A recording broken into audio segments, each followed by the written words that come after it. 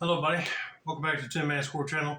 I'm your host, Jeffrey Tin Man Taylor, and today I've reacted to my second Midnight Nightmare video, and this was titled Four Scary True Valentine's Day Horror Stories. Now, I know Valentine's Day is already come and gone, but I figured I'd go ahead and react to it and get this video up for you guys to look at. But anyway, I'm going to turn these lights back off, move the camera up here for you guys, and let's get this reaction on the road and in the bag, shall we? Okie dokie, here we go.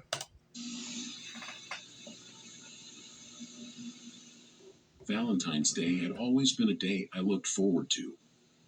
I loved the idea of romance, the small gestures of affection, and the anticipation of secret admirers. Right.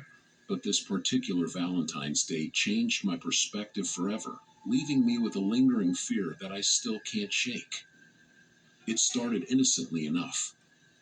I woke up to find a small bouquet of flowers on my doorstep, along with a card that read, "From your secret admirer." I was pleasantly surprised. I hadn't been seeing anyone, so the idea of having a secret admirer was thrilling. The flowers were beautiful, and the card was sweet, so I placed them in a vase and went about my day with a smile on my face. I mean, yeah, if somebody sends you flowers as a secret admirer, that sounds like a nice gesture. But you never know, this person might be a total creepy stalker. But let's just see what happens next, shall we? Later that afternoon, while I was at work, I received another surprise. A box of chocolates was delivered to my desk, again with a card from the mysterious admirer. My coworkers teased me, suggesting that I had a secret admirer who was truly smitten. I laughed it off, enjoying the attention and the novelty of it all. As the day went on, I couldn't help but wonder who my admirer could be. I mentally went through the list of people I knew, but no one seemed to fit the profile. I decided to let it go and enjoy the moment, hoping that by the end of the day, I might have a better idea. After work, I went home to find yet another gift waiting for me on my doorstep, a beautifully wrapped box with a heart-shaped locket inside. The card attached simply said, "Can't wait to see you tonight." My excitement turned to confusion and a slight unease. I hadn't made any plans for the evening, and I had no idea what this message meant. I decided to call my best friend, Emily, to share my thoughts and see if she had any ideas. Emily suggested that I go to the local cafe where we often hung out, thinking that maybe my admirer would reveal themselves there. Yeah, that would be suspicious. You get another gift, but it says, "See you later tonight." I'll be like, okay, is this person coming to the house? But yeah, that'd be a smart move to call your best friend and ask what to do. Hopefully this person will reveal themselves over the coffee shop. If not, it just seems like she's being played. It seemed like a reasonable idea, so I agreed. As the evening approached, I got dressed and made my way to the cafe. It was a cozy place, decorated with fairy lights and filled with the smell of freshly brewed coffee. I found a seat near the window and waited, my heart racing with a mix of excitement and nervousness. Minutes turned into an hour, and there was no sign of anyone approaching me. I began to feel silly, sitting there alone, waiting for someone who might not even show up. Just as I was about to leave, a waiter approached my table with a note. "This is for you," he said, handing me the note with a smile. I opened it, my hands trembling slightly. The note read, "I've been watching you all day. Meet me at the park across the street in 10 minutes." My excitement turned to dread. The note felt wrong, invasive. The idea of someone watching me without my knowledge was deeply unsettling. I considered leaving immediately, but I couldn't overcome my curiosity. I decided to go to the park, but not without informing Emily first. I called Emily and told her everything. She was concerned and suggested I stay on the phone with her while I went to the park. I agreed, feeling a bit more secure knowing she was on the line. Yeah, I would definitely do that too, because if you're going to the park to go meet this person, you definitely need her on the phone just to hear what happens. Hopefully this person don't get too hostile. The park was quiet and dimly lit. I I walked along the path, my eyes scanning the area for any sign of my admirer. The minutes ticked by, and there was no one in sight. I was about to give up and leave when I noticed a figure standing near the fountain. The figure was dressed in dark clothes and seemed to be waiting for me. My heart pounded in my chest as I approached cautiously, Emily's voice in my ear providing some comfort. "Hello?" I called out, my voice echoing in the stillness. The figure turned to face me, and I realized it was a man I didn't recognize. He stepped closer, his face partially obscured by the shadows. "Are you my secret admirer?" I asked, trying to keep my voice steady. He didn't respond immediately. Instead, he just stared at me, his expression unreadable. Finally, he spoke, his voice low and unsettling. "I've been watching you for a long time," he said. "You're perfect." Panic surged through me. This was no romantic gesture. This was something far more sinister. Yeah, it just seems like he's more of the creepy stalker type.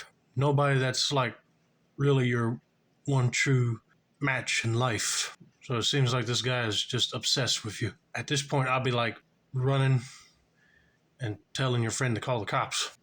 I took a step back, my instincts screaming at me to run. "I don't know who you are, but this isn't funny," I said, trying to sound braver than I felt. He took a step forward, closing the distance between us. "Don't be scared," he said. "I just want to be with you." I turned and ran, my heart racing. I could hear his footsteps behind me, getting closer. Emily's voice in my ear was frantic, urging me to get to safety. I ran towards the cafe, hoping to find help. As I burst through the cafe doors, the man was nowhere to be seen. I collapsed into a chair, trembling with fear. The staff called the police, and I waited for them to arrive, Emily still on the phone, trying to calm me down. The police arrived quickly and took my statement. They searched the park but found no sign of the man. The gifts, the notes, everything was taken as evidence, but the man remained unidentified. The experience left me shaken and fearful. I changed my daily routines, moved to a new apartment, and became hyper aware of my surroundings. Valentine's Day was no longer a day of romance and joy for me. It had become a day of fear and caution. Oh man, I'm so sorry you had to go through that. But since you changed up your routine and moved to a different apartment, hopefully you wouldn't have to deal with this creep anymore. And I'm glad the officers took all that stuff you got as evidence because I wouldn't want to keep all that in my apartment either. But hopefully they do find out who that guy is and get him before he does try to find you again or do the same thing with another woman. But let's get on to story number 2, shall we? One of my favorite days has always been Valentine's Day. I love the atmosphere, the decorations, and the excuse to do something special. This year, I decided to spend the afternoon in a beautiful park, capturing the romantic ambience with my camera. It was a perfect day for photography, the sky was clear, and the park was filled with couples enjoying the holiday. I arrived at the park with my camera bag slung over my shoulder, excited to capture the essence of Valentine's Day. The park was picturesque, with blooming flowers, tall trees, and a tranquil lake reflecting the blue sky. I set up my camera and started taking photos, enjoying the peaceful atmosphere. As I moved through the park, I noticed a man watching me. He was standing near a bench, holding a camera of his own. He smiled when our eyes met, and I nodded politely before continuing with my work. After a while, he approached me. "Hi there," he said, extending his hand. "I couldn't help but notice your camera. Are you a photographer?" "Just a hobbyist," I replied, shaking his hand. "I love capturing special moments, especially on days like this." "Me too," he said, his smile widening. Okay, I'm already get that red flag alert popping up in my head, because if he says he likes taking pictures too and he starts grinning weirdly, makes you wonder if he's like a stalker. This is starting to get very creepy now. My name's Tom. Mind if I take a few shots for you? I hesitated for a moment, but decided there was no harm in it. Sure, that would be great. Tom took a few photos of me with my camera, positioning me near the lake and the blooming flowers. He seemed friendly and knowledgeable, and I was grateful for the help. After a few shots, he handed the camera back to me. Thanks, these are great, I said, reviewing the photos. No problem, he replied. I'll be around if you need any more help. He walked away, and I continued exploring the park, snapping photos of the scenery and the couples enjoying their day. But as the afternoon wore on, I started to notice Tom in the background of many of my shots. At first, I thought it was a coincidence, but it soon became clear that he was following me. No wonder why he said, "Yes, I'll be in the park if you need anything." He's a total creepy stalker, dude. Got his eyes set right on you. Oh, Lord. That's really sickening to even hear. At this point, I'll be like packing up and getting out of there quick before he tries to stop and talk to you again. I tried to shake him off by moving to different areas of the park, but he always seemed to be nearby, watching me.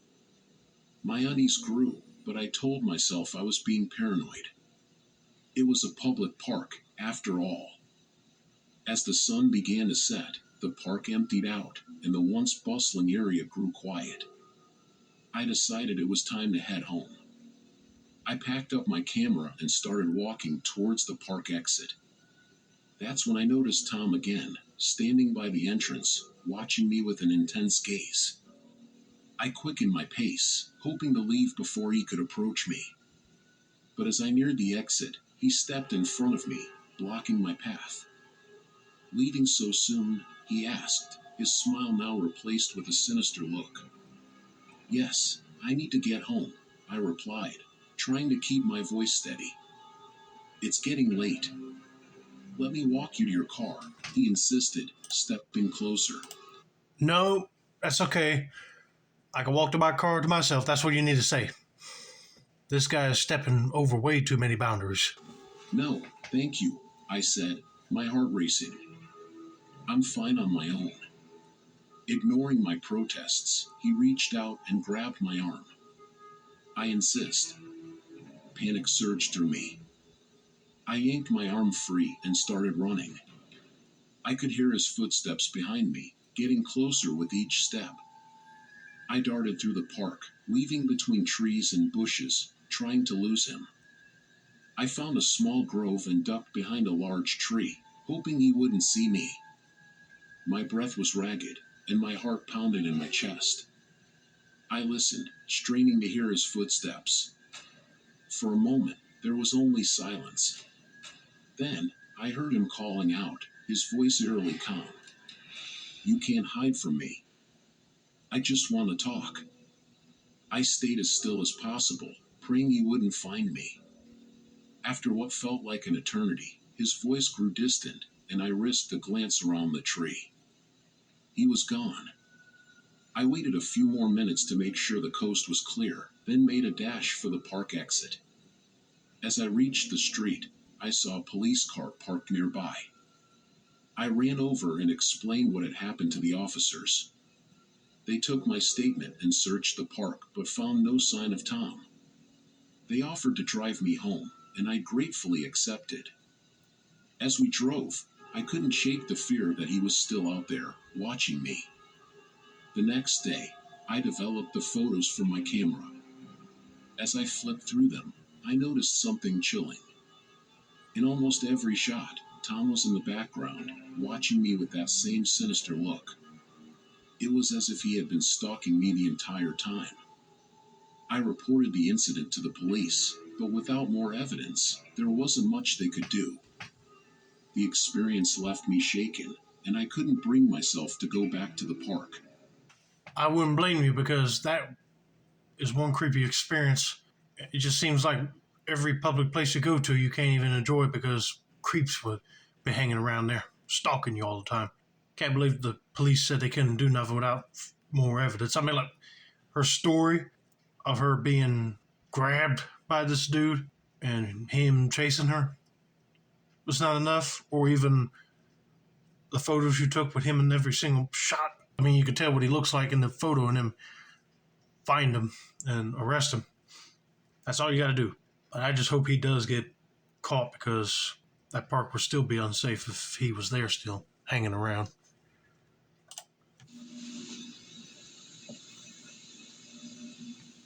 Valentine's Day has always been a bittersweet occasion for me. But this year, it was supposed to be different. I had recently broken up with my controlling ex-boyfriend, and I was looking forward to spending a quiet, peaceful evening alone.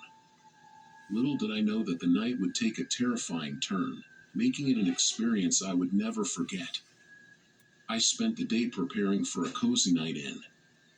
I cooked my favorite meal, poured a glass of wine, and set the table with candles. My apartment, nestled in a quiet urban neighborhood, felt like a safe haven. I settled on the couch, ready to watch a romantic movie and enjoy my own company.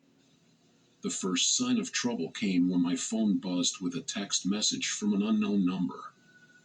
I glanced at it, expecting a harmless Valentine's Day greeting or a spam message. Happy Valentine's Day, beautiful. I see you're spending it alone this year. My heart skipped a beat. The message was unsettlingly personal. I brushed it off, thinking it was just a prank. I blocked the number and tried to focus on my movie. But the messages didn't stop. A few minutes later, another one came through from a different number. Did you think you could get rid of me that easily? My stomach churned with anxiety. It had to be my ex-boyfriend, Eric. He had been possessive and controlling throughout our relationship, and I had finally gathered the courage to end it. That's good that you did because I hate when guys end up being too rude to their girls, thinking that they're their own personal slave or puppet in their lives. You find the will to dump them, that's good for you. But it'll be creepy that you keep getting text from a different number, but obviously it's the same person. So it must be your ex messing with you. I'll be getting these numbers jotted down and calling the cops just to say they could trace them to see who it is. But he hadn't taken it well, and now it seemed he was back to torment me. I tried to call a friend for support, but the calls wouldn't go through. It felt like my entire world was closing in on me. I checked the locks on my doors and windows, trying to reassure myself that I was safe. Just as I was beginning to calm down, I noticed something outside my window. Footprints in the snow. They led from the street right up to my apartment. My heart pounded in my chest as I realized that someone had been watching me. I quickly shut the curtains and turned off the lights, hoping to make it look like I wasn't home. My phone buzzed again, and I hesitated before looking at the message. You can't hide from me. I'm closer than you think. Panic surged through me. I tried to dial 911, but the line was dead. The power went out, plunging my apartment into darkness. I felt completely isolated and vulnerable. I grabbed a kitchen knife for protection and hid in the closet, my heart racing. I could hear my own breath, ragged and shallow. The silence was suffocating, broken only by the faint sound of footsteps outside my door. Suddenly, there was a loud bang. The door creaked open, and I held my breath, praying that whoever was out there wouldn't find me. I could hear Eric's voice, low and menacing. Come out, wherever you are, he taunted. I stayed as still as possible, gripping the knife so tightly that my knuckles turned white. Oh man, I just hope and pray he don't find you, but if he does, you know to use that knife for self-defense purposes, like slicing or stabbing him somewhere to show to leave her alone. But man, I'll be calling the cops at this point just so they can hurry up and get over there and arrest him. I could hear him moving around the apartment, searching for me. The tension was unbearable. Then, I heard him enter the room where I was hiding. He was so close that I could hear his breathing. The closet door creaked as he slowly opened it. I braced myself for the worst. Just then, I heard the sound of sirens approaching. Eric paused, his attention diverted. He cursed under his breath and quickly left the room. I waited a moment before cautiously peeking out. He was gone. I ran to the front door and saw the flashing lights of a police car. I opened the door, waving frantically to get their attention. The officers rushed in, and I collapsed into their arms, overwhelmed with relief. They searched the apartment and found Eric hiding in the building's basement. He was arrested for violating the restraining order I had against him. I gave my statement to the police, my hands still trembling from the ordeal. In the days that followed, I couldn't shake the fear that had taken hold of me. I changed my locks, installed security cameras, and made sure my phone was always charged. But the experience left a deep scar, a constant reminder that danger can lurk even in the most familiar places. You got that right. I'm glad you had a restraining order against him because the cops would take it seriously enough to put him in jail for a while. And I'm glad you installed security cameras and made sure your phone was always charged and put tougher locks in. Because if you tried to do that again or somebody else tried to break into your apartment, they wouldn't be able to. In your home, they wouldn't be able to. But at that point, I would have been looking for another place to live. So that person wouldn't be able to find me. But I'm glad she's okay. Valentine's Day was always a special occasion for my husband and me. We loved to celebrate with a quiet, romantic evening at home. This year was no different. We planned a cozy night in with a homemade dinner, a bottle of wine, and a classic romantic movie. Little did we know that our evening would take a terrifying turn that we would never forget. We spent the afternoon preparing our favorite meal together, laughing and enjoying each other's company. The house was warm and filled with the delicious aroma of cooking. By the time the sun set, we were ready for our special night. The dining table was beautifully set, candles flickering softly, creating a perfect, intimate atmosphere. After dinner, we moved to the living room, where a fire crackled in the fireplace. We settled on the couch, snuggling under a blanket, and started the movie. Everything felt perfect, like a scene from a romantic movie itself. Halfway through the film, we heard a strange noise coming from outside. It sounded like a faint tapping on one of the windows. We paused the movie and listened, but the noise stopped, leaving us with an eerie silence. "Did you hear that?" I asked, feeling a slight chill. "Yeah," my husband replied, frowning. "It's probably just the wind or a tree branch." We resumed the movie, but the noise came back, louder this time. It was a distinct tapping, deliberate and unnerving. Oh, that would make me mad as hell. You're trying to enjoy a nice couple movie night, and all of a sudden you keep hearing tapping every so often. I know that would not be the wind or trees hitting the side of the house. I'd be getting up and going outside and be like, whoever's doing that, it ain't funny. My husband got up to check, peering through the curtains into the dark night. He saw nothing and returned to the couch, trying to reassure me. As the movie continued, I couldn't shake the feeling of being watched. I glanced around the room, my eyes darting to the windows and shadows. The tapping returned, more persistent than before. My husband decided to go outside and check for anything unusual. I watched him disappear into the darkness, my heart pounding with anxiety. Moments later, he returned, shaking his head. "There's nothing out there," he said, locking the door behind him. "Maybe it's just an animal." We tried to relax and enjoy the rest of the movie, but the tension lingered. Just as the movie was reaching its climax, there was a loud thud against the living room window. I jumped, my heart racing. My husband grabbed a flashlight and went to investigate. He opened the curtains and shone the light outside. For a moment, there was nothing but darkness. Then, a figure appeared in the beam of light, a person wearing a mask, staring directly at us. My husband stepped back, startled, and quickly closed the curtains. "We need to call the police," he said, grabbing his phone. But before he could dial, the lights went out, plunging us into darkness. Panic set in as we realized we were cut off from help. We locked the doors and windows, trying to secure the house as best as we could. The power outage made everything more frightening, the darkness amplifying our fear. Oh, it would for sure.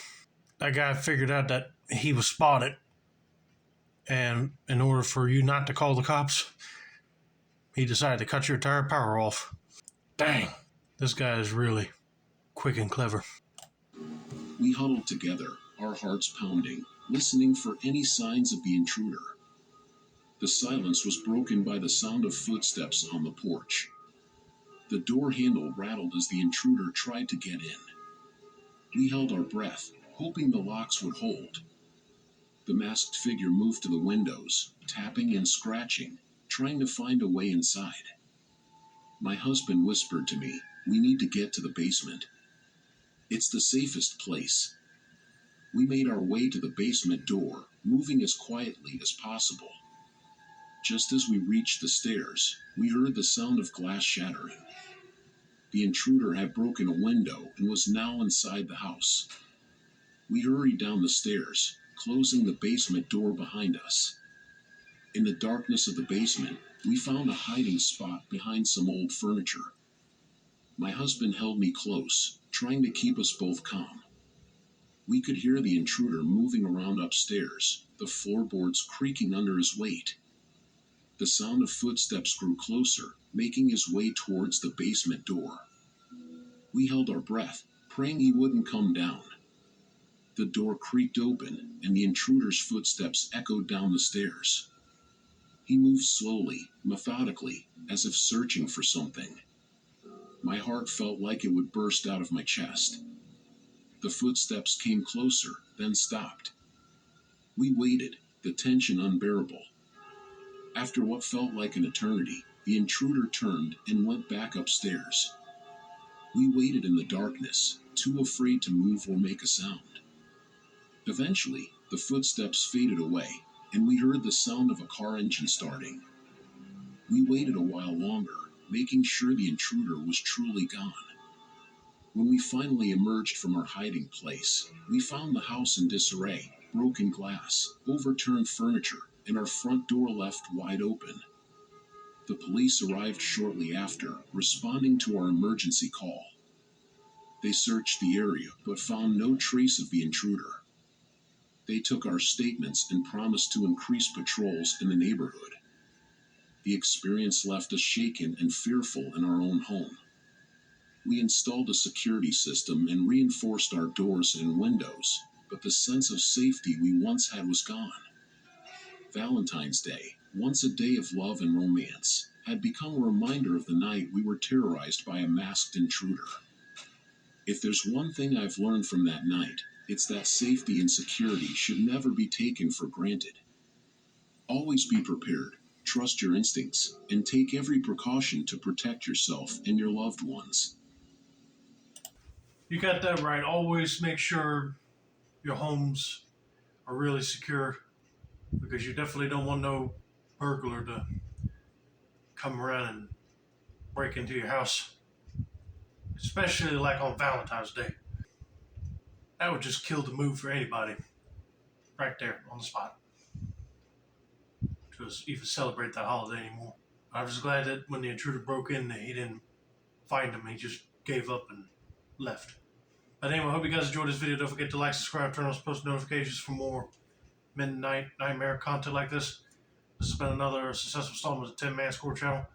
I'm your host, Jeffrey 10 Man Taylor, and that's a wrap, and that's there you go.